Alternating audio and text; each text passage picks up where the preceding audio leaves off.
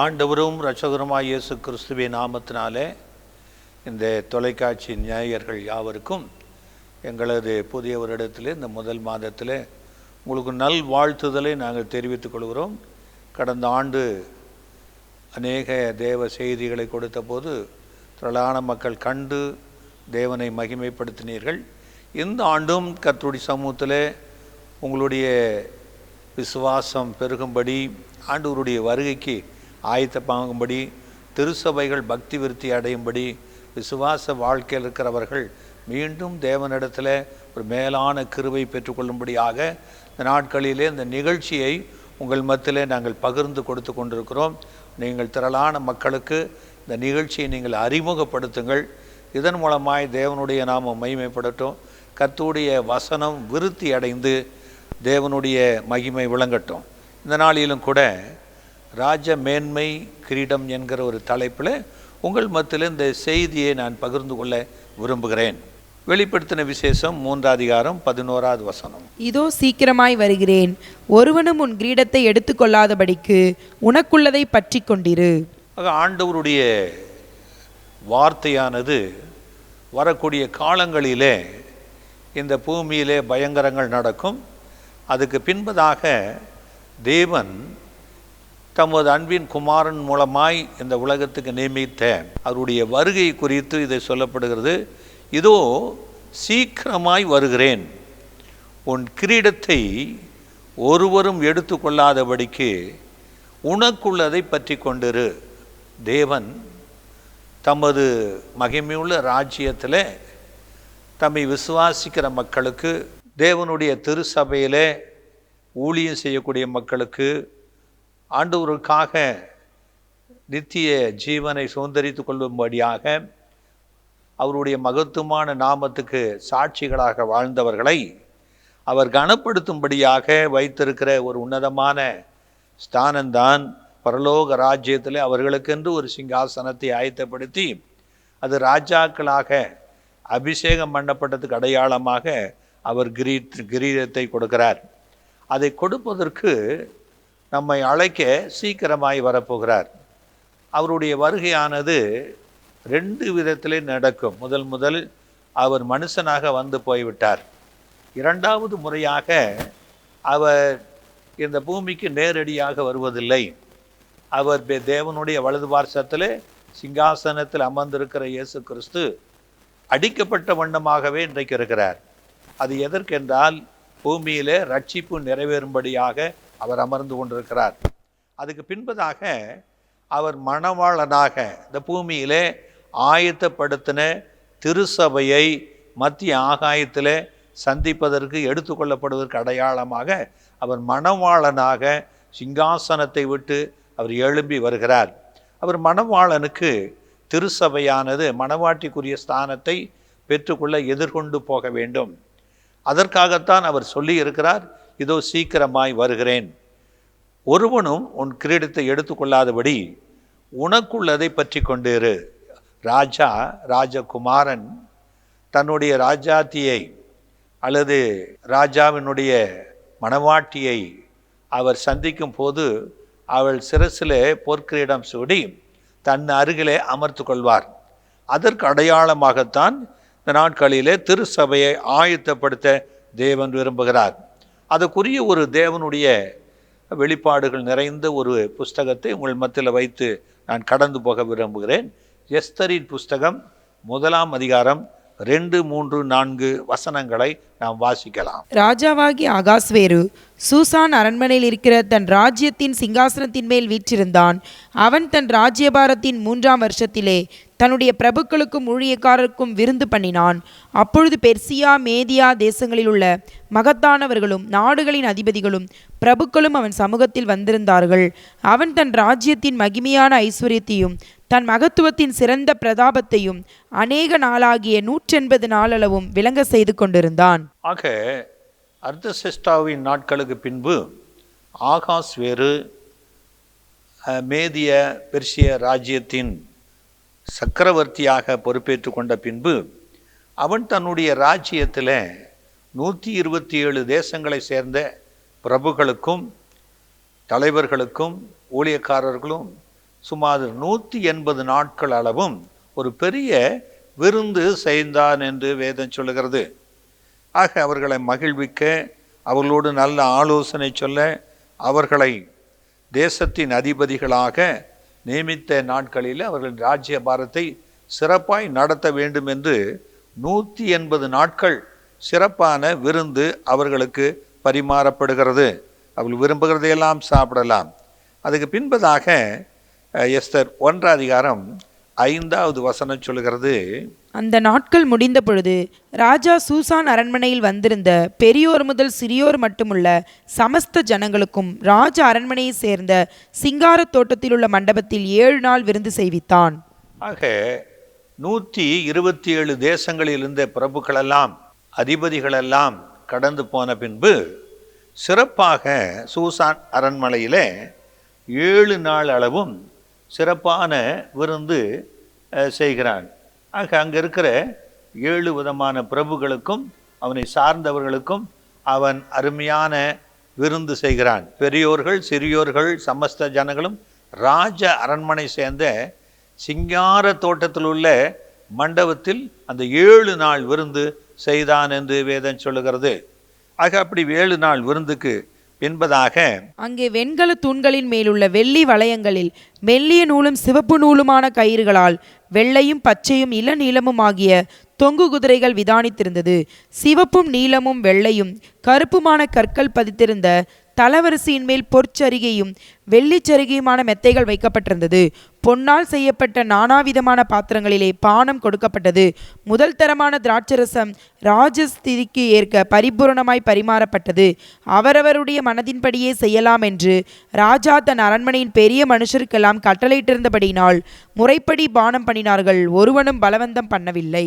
ஆக 7 நாள் அளவும் அவர்கள் முறைப்படி அவர்களுக்கு பெரிய விருந்து செய்வதற்கு அந்த மாளிகையானது பலவிதமான அலங்காரத்தினால அலங்கரிக்கப்பட்டு தேசத்தில் உள்ள சிறந்த திராட்சை ரசங்கள் மற்ற உச்சிதங்களினாலே அவர்களை அவர்களுடைய விருப்பத்தின்படி புசிக்கவும் இந்த கட்டளை ராஜாவினாலே பிறந்தது. அப்படி இருக்கும்போது 9 ராஜஸ்திரீயாகிய வஸ்தியும் ராஜாவாகிய அகாஸ்வேருவின் அரண்மனையிலே ஸ்திரீகளுக்கு ஒரு விருந்து செய்தாள். ஆக அந்த நாட்களிலே வந்த விருந்தினர்களுக்கு ராஜஸ்திரியும் ஆகாஸ்வேர் அரண்மனையிலே அங்கே வந்திருக்கிற விருந்தாளிகளுடைய ஸ்திரீகளுக்கும் இவள் சிறப்பு விருந்து செய்கிறதை நாம் பார்க்கிறோம். அப்படிப்பட்ட சிறப்பு விருந்து செய்து வந்த நாட்களிலே 10 7ஆம் நாளிலே ராஜா திராட்சரசத்தினால் களிப்பாய் இருக்கும் பொழுது மகா ரூபவதியாயிருந்த ராஜஸ்திரீயாகிய வஸ்தியின் சௌந்தரத்தை ஜனங்களுக்கும் பிரபுக்களுக்கும் காண்பிக்கும்படி ராஜ கிரீடம் தரிக்கப்பட்டவளாக அவளை ராஜாவுக்கு முன்பாக அழைத்து வர வேண்டும் என்று. ஆக 7 நாளும் பெரிய விருந்து நடக்கிறது. 7ஆம் நாளிலே ராஜஸ்திரியாகிய மகா ரூபவதியாயிருக்கிற வஸ்தியை அவளுடைய சௌந்தரங்களை அறிந்து கொள்ளும்படி பிரபுகளுக்கு காண்பிக்கும்படியாக ராஜ கிரீடம் தரிக்கப்பட்டவளாக அவளை ராஜாவுக்கு முன்பதாக அழைத்து கொண்டு வர வேண்டும் என்று சொல்லப்பட்டது. ஆனால் அங்கு நடந்த சம்பவம் வேறு விதத்திலே நடந்திருக்குது. ஆக ராஜாவின் இடத்துல வந்து ராஜ ஸ்திரீ கிரீடம் சூடப்பட்டவளாய் அமர்ந்து கொள்ளும்போது அது ராஜரீகத்தின் ஒரு மேன்மையான ஸ்தானத்தை காட்டுகிறது. அப்படி ஒரு மேன்மையான ஸ்தானத்துக்கு உரியவளாகிய வஸ்தியை ராஜ கிரீடம் தரிப்பிக்கப்பட்டவளாய் அவள் ராஜ கம்பீரத்தோடு ராஜா மகிமையோடு அவள் தாதிகளோடு அங்கு அழைத்து கொண்டு வந்து அந்த ராஜா அமர்ந்திருக்கிற அந்த சிங்காசனத்துக்கு அருகிலே அங்கே கூடியிருக்கிற சபைக்கு முன்பதாக அவர் மேன்மைப்படுத்த வேண்டும் என்று அவள் அழைக்கப்பட்டாள். 12 ஆனாலும் பிரதானிகள் மூலமாய் ராஜா சொல்லி அனுப்பிய கட்டளைக்கு ராஜஸ்திரியாகிய வஸ்தி வரமாட்டேன் என்றால் அப்பொழுது ராஜா கடும் கோபமடைந்து தனக்குள்ளே மூர்க்க வெறி கொண்டான். ஆக இப்படி அழைக்கப்பட்ட போது ராஜஸ்திரியாகிய வஸ்தி இந்த பிரபுக்களுக்கு முன்பதாக தேசத்தின் ஜனங்களுக்கு முன்பதாக ராஜஸ்திரி ராஜாவை சொல்லி அனுப்பின கட்டளைக்கு அவள் வரமாட்டேன் என்றாள் என்று சொல்லப்படுகிறது. அப்படியானால் ராஜாவினுடைய கட்டளையானது தேசத்தின் கட்டளை. ஆக அந்த ராஜ்யத்தின் கட்டளைக்கு கீழ்ப்படியாதபடி வஸ்தி வரமாட்டேன் என்று சொன்னபடினாலே ராஜாவுக்கு கடும் கோபம் வந்தது, மூர்க்க வெறி கொண்டான் என்று வேதம் சொல்லுகிறது. அதிலே 19வது வசனம், ராஜாவுக்கு சம்மதியாதிருந்தால் வஸ்தி இனி ராஜாவாகிய அகாஸ்வேருவுக்கு முன்பாக வரக்கூடாது என்றும், அவளுடைய ராஜ மேன்மையை அவளை பார்க்கிலும் உத்தமியாகிய மற்றொரு ஸ்திரீக்கு ராஜா கொடுப்பாராக என்றும் அவரால் ஒரு ராஜ கட்டளை பிறந்து அது மீறப்படாதபடிக்கு பெர்சியாவுக்கும் மேதியாவுக்கும் உரிய தேச சட்டத்திலும் எழுதப்பட வேண்டும்.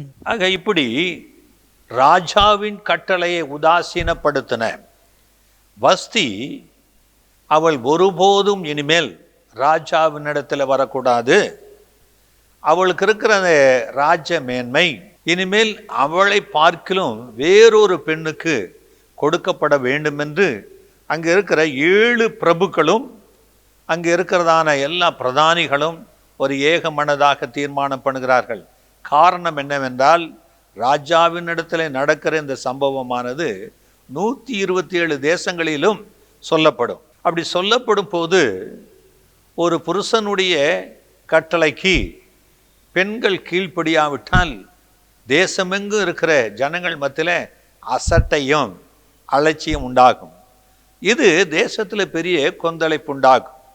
ஆகவே இதை கேட்கிறவர்கள் அவர்கள் தங்கள் புருஷனை கனவீனப்படுத்துவார்கள் என்று அங்கே இருக்கிற பிரபுக்களும் கூடியிருக்கிற மக்களும் ஒரு தீர்மானம் பண்ணி இப்படி அலட்சியப்படுத்தின ராஜ கட்டளையை மீறின இந்த வஸ்தி ஒருபோதும் இனி ராஜாத்தியாக இருக்கக்கூடாது என்று அவளை தள்ளிவிட்டு வேறொரு உத்தமையான ஒரு பெண்ணுக்கு அந்த ஸ்தானத்தை கொடுக்க வேண்டும் என்று அங்கே ஒரு தீர்மானத்தை ராஜ சமூகத்தில் தீர்மானிக்கப்படுகிறது. இன்றைக்கு ராஜ கட்டளையானது அந்த தேசமெங்கும் சொல்லப்படுகிற சட்டம். அதை மீறும்போது ராஜா கோபத்துக்குள்ளாகும் போது மரண தண்டனை தான் உண்டாகும். ஆக இங்கே பரலோக ராஜாவை குறித்து சொல்லும் போது இந்த பூமியில தேவனுடைய ராஜ்யத்தை அவர் ஸ்தாபித்திருக்கிறார். தமது அன்பின் குமாரனுடைய ராஜ்யத்துக்கு சகலத்தை ஒப்பு கொடுத்திருக்கிறார். அப்படி இருக்கும் போது என்னாகமம் 15 அதிகாரம் 31வது வசனம், அவன் கர்த்தரின் வார்த்தையை அசட்டை பண்ணி அவர் கற்பனையை மீறினபடியால் அந்த ஆத்துமா அறுப்புண்டு போக வேண்டும், அவன் அக்கிரமம் அவன் மேல் இருக்கும் என்று சொல் என்றார். ஆக இஸ்ரவேலுக்கு தேவனாய கர்த்தர் மோசே மூலமாய் பிரமாணம் கொடுக்கும் போது கர்த்தரின் வார்த்தைகளாகிய கட்டளைகளை அலட்சியம் பண்ணி தேவனுடைய வார்த்தைகளை மீறுகிறவனை அவன் ஜனத்தில் அந்த ஆத்துமா இராதபடிக்கு அறுப்புண்டு போகும், அவன் மேல் தேவனுடைய நியாய தீர்ப்பை உண்டாக்க வேண்டும் என்று இந்த மோசே மூலமாக அருமையான தேவனுடைய கட்டளை பிறக்கிறது. ரோமர் 2 அதிகாரம் 23வது வசனம், நியாயப்பிரமாணத்தை குறித்து மேன்மை பாராட்டுகிற நீ நியாயப்பிரமாணத்தை மீறி நடந்து தேவனை கனவீனம் பண்ணலாமா? ஆக தேவன் கொடுத்திருக்கிற பிரமாணமாகிய கட்டளைகளை மீறி நடக்கும் போது கட்டளையை கொடுத்த ராஜாவை தேவாதி தேவனை நாம் கனவீனப்படுத்துகிறோம். ஆகவே கட்டளையை மீறும் போது ராஜாவை கனவீனப்படுத்துகிறோம், தேவனை கனவீனப்படுத்துகிறோம். யாக்கோப்பு 2 அதிகாரம் 9வது வசனம், பட்சபாதம் உள்ளவர்களாய் இருப்பீர்களானால் பாவம் செய்து மீறினவர்கள் என்று நியாயப்பிரமாணத்தினால் தீர்க்கப்படுவீர்கள். ஆக பட்சபாதம் உள்ளவர்களாய் நடந்து கொள்ளும் போது அலட்சியம் பண்ணும் போது நியாயப்பிரமாணத்தை மீறினவர்கள் என்று தீர்ப்பு செய்யப்படும். ஆகவே தேவனுடைய கட்டளைகளாகிய வார்த்தைகளை அசட்டை பண்ணுகிறவனுக்கு மரண தண்டனை, தேவனை பிரமாணத்தை மீறும் போது கனவீனப்படுத்தக்கூடியவனாயிருக்கிறான். 3வதாக 2 யோவான் 1 அதிகாரம் 9வது வசனம், கிறிஸ்துவின் உபதேசத்திலே நிலைத்திராமல் மீறி நடக்கிற எவனும் தேவனை உடையவன் அல்ல, கிறிஸ்துவின் உபதேசத்தில் நிலைத்திருக்கிறவனோ பிதாவையும் குமாரனையும் உடையவன். ஆக கிறிஸ்துவின் உபதேசத்தில் நிலைத்திராமல் மீறி நடக்கிற எவனும் தேவனை உடையவன் அல்ல, கிறிஸ்துவின் உபதேசத்தில் நிலைத்திராதவன் பிதாவையும் குமாரனையும் உடையவனாயிருக்கிறார். அங்கே வஸ்தி தேவனுடைய கட்டளையை மீறினான், ராஜா கட்டளையை மீறினான். ஆகவே அவள் அந்த ஸ்தானத்தில் இல்லாதபடிக்கு அவர் தள்ளப்பட்டு போக வேண்டும் என்பது தேவனுடையதான தீர்ப்பு, ராஜாவினுடைய தீர்ப்பு. ஆக இங்கே ஆண்டவராய் இயேசு கிறிஸ்து இந்த பூமியில வந்தபோது அவர் உபதேசமாகிய கட்டளையை நம்ம கொடுத்திருக்கிறார். இந்த உபதேசத்தில் நிலைத்திராமல் மீறி நடக்கிறவன் எவனும் கிறிஸ்துவை உடையவன் அல்ல. ஆக இயேசு கிறிஸ்துவை ஒரு மனிதன் இந்த பூமியில ஏற்றுக்கொண்டதுக்கு அடையாளமாக கிறிஸ்து இயேசுவின் உபதேசமாகிய கட்டளைகளை அவன் பெற்றுக்கொள்ள வேண்டும். இயேசு கிறிஸ்து என்ன ஒரு கட்டளை கொடுத்தார் என்று பார்க்கும்போது யோவான் 13:34 நீங்கள் ஒருவரில் ஒருவர் அன்பாயிருங்கள், நான் உங்களில் அன்பாயிருந்தது போல நீங்களும் ஒருவரில் ஒருவர் அன்பாயிருங்கள் என்கின்ற புதிதான கட்டளையை உங்களுக்கு கொடுக்கிறேன். பழைய கட்டளை நியாய பிரமாணம். இயேசு கிறிஸ்து அவைகளை மாற்றி ஒரே ஒரு கட்டளை கொடுக்கிறார். நான் உங்களில் அன்பாயிருக்கிறதை போல நீங்களும் ஒருவரில் ஒருவர் அன்பாயிருங்கள் என்கிற இந்த புதிதான கட்டளையை நான் உங்களுக்கு கொடுக்கிறேன் என்று சொன்னார். ஏனென்றால் அவர் பூமியிலே தேவனுடைய ராஜ்யத்தை ஸ்தாபிக்க வந்தவர், தேவனுடைய ராஜ்யத்துக்கு ராஜாவாக வந்திருக்கிறவர். இந்த ராஜாவினுடைய கட்டளை என்னவென்றால் உபதேசமாக போதிக்கப்பட்டிருக்கிறது. அந்த உபதேசம் என்னவென்றால் நான் உங்களில் அன்பாய் இருக்கிறதை போல நீங்களும் ஒருவரில் ஒருவர் அன்பாய் இருங்கள் என்கிற புதிதான கட்டளையை நான் உங்களுக்கு கொடுக்கிறேன் என்று சொன்னார். அந்த புதிதான கட்டளை யோவான் சொல்கிறாரு, கட்டளை அவருடைய கட்டளை நித்திய ஜீவனாய் இருக்கிறது. அவருடைய கட்டளைகள் நமக்கு பாரமானவைகள் அல்ல. அந்த கட்டளைகளைத்தான் இயேசு கிறிஸ்து ஒலிவ மலையில அமர்ந்திருந்து 3 நாள் தேவ ராஜ்யத்தை பிரகடனப்படுத்தினார். ஆக மனிதன் இந்த பூமியிலே தேவனுக்கு பிரியமாக தேவ ராஜ்யத்துக்கு உரியவனாக ராஜாவாகிய தேவனுடைய சன்னிதானத்தில் பிரவேசிப்பதற்குரியதான தகுதி உள்ளவனாக பரிசுத்தனாக அவர் நிறுத்தப்படுவதற்கு அவர் சொன்னார், என் உபதேசத்தினாலே நீங்கள் சுத்தமாய் இருக்கிறீர்கள். இயேசு கிறிஸ்து சொன்ன உபதேசம் ஒரு மனிதனை இந்த பாவ வழியிலிருந்து மீட்டெடுத்து பரிசுத்த வாழ்க்கைக்கு சுத்தப்படுத்து ஒரு மணவாட்டிக்குரிய ஸ்தானத்தை அலங்கரித்து மணவாளனாக இயேசு கிறிஸ்துவுக்கு முன்பதாக நிறுத்தும். அவர் மணவாளனாக மாத்திரமல்ல, அவர்தான் தேவனுடைய ராஜ்யத்துக்குரிய ராஜாதி ராஜா. மணவாட்டிக்குரிய ஸ்தானத்தை பெற்றுக்கொள்ள வேண்டுமானால் ஒரு மனிதன் ஆண்டவராய் இயேசு கிறிஸ்துவின் உபதேசத்தை கடைபிடிக்க வேண்டும். ஆக சங்கீதம் 10:3 துன்மார்க்கன் தன் உள்ளம் இச்சித்ததை பெற்றதினால் பெருமை பாராட்டி பொருளை அபகரித்து தன்னைத்தான் போற்றி கர்த்தரை அசட்டை பண்ணுகிறான். ஆக துன்மார்க்கன் தான் இந்த உலகத்திலே பெருமை பாராட்டி தேவன் கொடுத்திருக்கிற எல்லாவற்றையும் அபகரித்து கொண்டு ஆண்டு கொண்டு அவரை அசட்டை பண்ணுகிறான் என்று வேதம் சொல்லுகிறது. அதிலே சங்கீதத்திலே 13 துன்மார்க்கன் தேவனை அசட்டை பண்ணி நீர் கேட்டு விசாரிப்பதில்லை என்று தன் இருதயத்தில் சொல்லிக் கொள்வானேன். ஆக துன்மார்க்கன் தேவனை அசட்டை பண்ணி நீர் கேட்டு விசாரிப்பதில்லை என்று தன் இருதயத்திலே சொல்லிக் கொள்வானாம். நாம் பூமியில் எதை வேணாலும் செய்யலாம், எப்படி வேண்டுமானாலும் இருக்கலாம் என்று துன்மார்க்கன் வாழ்ந்து கொண்டு தேவனுடைய கட்டளைகளை, அவருடைய உபதேசங்களை, அவருடைய நீதி நியாயங்களை இந்த உலகத்தில் அசட்டை பண்ணி தன் மனமோனபடி வாழ்ந்து கொண்டிருக்கிறவர்கள் தேவ ராஜ்யத்துக்குரியவர்கள் அல்ல. வஸ்தியும் கூட ராஜ கட்டளையை அசட்டை பண்ணினாள் என்று வேதம் சொல்லுகிறது. அந்த அசட்டை பண்ணப்பட்டதுனால அவர் ராஜ மேன்மையை இழக்க வேண்டிய சூழ்நிலை உண்டது. 107 சங்கீதம் 10 தேவனுடைய வார்த்தைகளுக்கு விரோதமாய் கலகம் பண்ணி உன்னதமானவருடைய ஆலோசனையை அசட்டை பண்ணினவர்கள் அந்தகாரத்திலும் மரண இருளிலும் வைக்கப்பட்டிருந்து ஒடுக்கத்திலும் இரும்பிலும் கட்டுண்டு கிடந்தார்கள். ஆக தேவனுடைய கட்டளைகளை அலட்சியம் பண்றவர்களுக்கு என்ன தீர்ப்பு என்றால் அந்தகாரத்திலும் மரண இருளிலும் வைக்கப்பட்டிருப்பார்கள், ஒடுக்கத்திலும் இடுப்பிலும் கட்டுண்டு கிடப்பார்கள். ஆகவே இந்த உலகத்தில் எப்படி வேண்டுமானால் வாழலாம். ஆக தேவனுடைய பிள்ளைகளை, திருச்சபையை, தேவ ஊழியரை, அபிஷேகம் பண்ணப்பட்டவர்களை அசட்டை பண்ணும்போது ஆண்டவர் சொல்றார், உங்களை ஏற்றுக்கொள்கிறவன் என்னை ஏற்றுக்கொள்கிறான், உங்களை அசட்டை பண்ணுகிறவன் என்னை அசட்டை பண்ணுகிறான் என்று சொன்னார். ஆகவே ஊழியர்களுடைய வார்த்தைகளை அசட்டை பண்ணும்போது அவர்களுக்கு ஆண்டவர் இந்த பூமியிலே பயங்கரமான தீர்ப்பை வைத்திருக்கிறார் என்று வேதம் சொல்லுகிறது. ஆக நீதிமொழிகள் 1:7 கர்த்தருக்கு பயப்படுதலே ஞானத்தின் ஆரம்பம், மூடர் ஞானத்தையும் போதகத்தையும் அசட்டை பண்ணுகிறார்கள். ஆக இந்த பூமியில சிறு பிள்ளைகளை எடுத்துக்கொள்ளலாம், வாலிபர்களை எடுத்துக்கொள்வோம். ஆக கர்த்தருக்கு பயப்படுகிற பயம் இல்லாதபடியினாலே இன்றைக்கு இளைஞர் மத்தியிலே, வாலிபர்கள் மத்தியிலே, பெண்கள் மத்தியிலே பயங்கரமான கொலையும் கொள்ளையும் பயங்கரமும் ஆபத்தும் மரணமும் நேரிட்டு கொண்டிருக்கிறது. காரணம் என்னவென்றால் பெற்றோருடைய ஆலோசனையை அவர்கள் கேட்பதில்லை. அடுத்தது கற்றுக் கொடுக்கிற கல்விமான்களுடைய ஆலோசனைகளை அவர்கள் ஏற்றுக்கொள்வதில்லை. மூன்றாவது தனக்கு ஜீவனை கொடுத்த சர்வத்தையும் படைத்த தேவனுடைய கட்டளைகளையும் கற்பனைகளையும் அவருடைய வார்த்தைகளையும் அவர்கள் ஏற்றுக்கொள்வதில்லை. தங்கள் மனம் போனபடி போய் கொண்டிருக்கிறபடினாலே அவர்கள் ஞானத்தையும் போதகத்தை அசட்டை பண்ணுகிறபடினாலே பயங்கரமான ஆபத்துக்களிலே அவர்கள் மாட்டிக்கொள்கிறார்கள். அதிலே 30 என் ஆலோசனையை அவர்கள் விரும்பவில்லை, என் கடிந்து கொள்ளுதலை எல்லாம் அசட்டை பண்ணினார்கள். என் ஆலோசனையை அவர்கள் விரும்பவில்லை, என் கடிந்து கொள்ளுதலை எல்லாம் அசட்டை பண்ணுகிறார்கள். அன்பு தேவனுடைய பிள்ளைகளே, தேவன் எத்தனையோ ஆலோசனைகளை தேவ ஊழியர்களை கொண்டு கொடுக்கிறார்.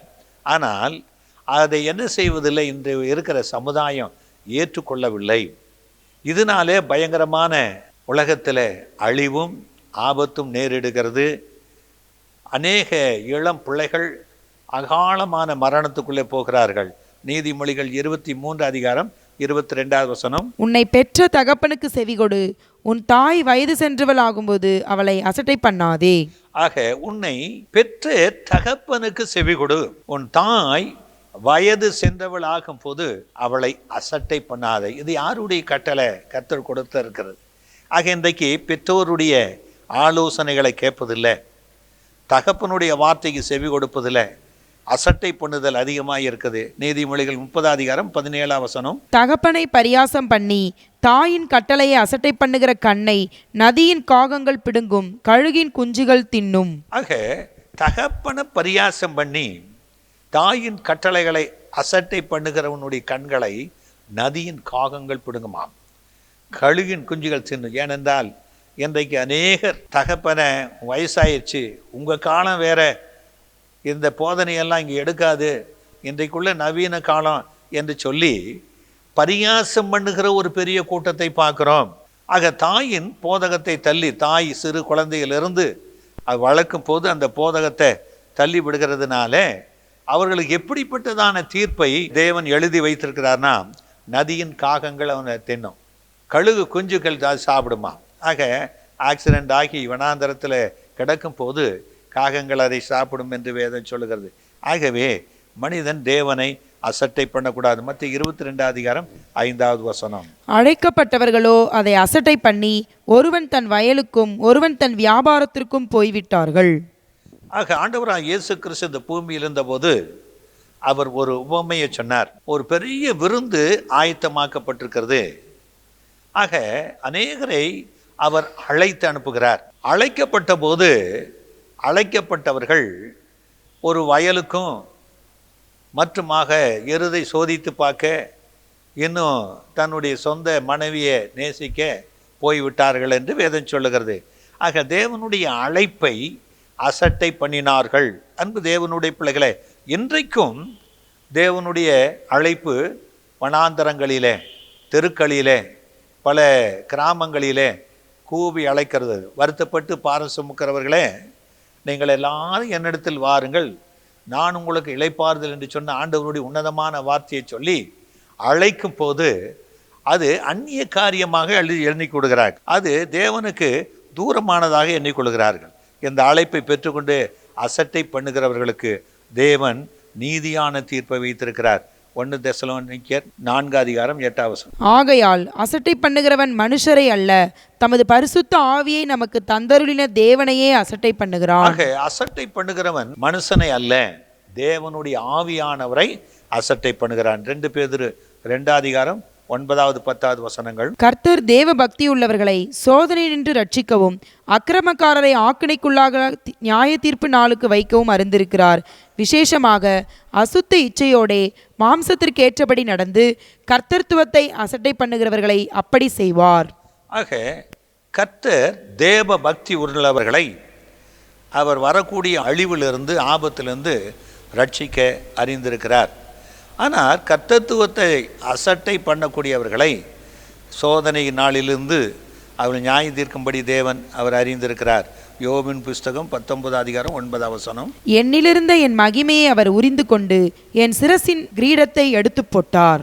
ஆக இங்கு ஒரு பக்தன் தன்னுடையதான எல்லா நிலை இழந்த போது சொல்கிறான், என்னில் இருக்கிற என் மகிமை அவர் எடுத்துக்கொண்டு என்னை என்ன செய்த கிரீடத்தை எடுத்து போட்டார் என்று. ஆக துன்மார்க்கனாக இருக்கும் போது ரட்சிக்கப்பட்ட ஜனங்களும் விசுவாசத்தில் உள்ளவர்களும் தேவனுடைய ஆலயத்தில் நாட்டப்பட்டவர்களும் இன்றைக்கு அநேகர் மறுதளித்து போவதை பார்க்குறோம். ஆடம்பரங்களுக்கு, ஐஸ்வர்யங்களுக்கு, கள்ள போதகங்களுக்கு, அற்புத அடையாளங்களுக்கு ஓடி போவதை பார்க்குறோம். அப்படிப்பட்டவர்கள் தேவனுடைய குமாரனாகிய ராஜாதி ராஜா அழைக்கும்போது அவர் சமூகத்தில் போக முடியாது.